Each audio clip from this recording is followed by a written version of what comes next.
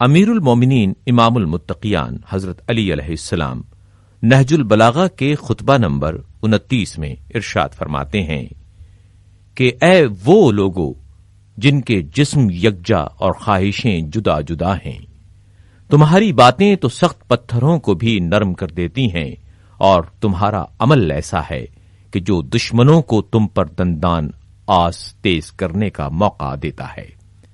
اپنی مجلسوں میں تو تم کہتے پھرتے ہو کہ یہ کر دیں گے اور وہ کر دیں گے، اور جب جنگ چھڑ ہی جاتی ہے تو تم اس سے پناہ مانگنے لگتے ہو۔ جو تم کو مدد کے لیے پکارے اس کی صدا بے وقت، اور جس کا تم جیسے لوگوں سے واسطہ پڑا ہو اس کا دل ہمیشہ بے چین ہے۔ ہیلے حوالے ہیں، غلط سلط اور مجھ سے جنگ میں تاخیر کرنے کی خواہشیں ہیں، جیسے نادہند مقروض اپنے قرض خواہ کو ٹالنے کی کوشش کرتا ہے۔ ذلیل آدمی ذلت آمیز زیادتیوں کی روک تھام نہیں کر سکتا، اور حق تو بغیر کوشش کے نہیں ملا کرتا۔ اس گھر کے بعد اور کون سا گھر ہے جس کی حفاظت کرو گے، اور میرے بعد اور کس امام کے ساتھ ہو کر جہاد کرو گے؟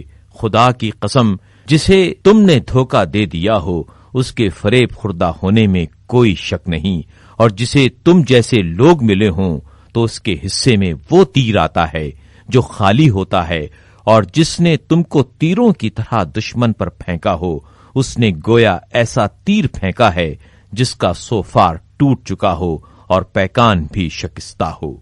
خدا کی قسم، میری کیفیت تو اب یہ ہے کہ نہ میں تمہاری کسی بات کی تصدیق کر سکتا ہوں، اور نہ تمہاری نصرت کی مجھے آس باقی رہی ہے، اور نہ تمہاری وجہ سے دشمن کو جنگ کی دھمکی دے سکتا ہوں۔ تمہیں کیا ہو گیا ہے؟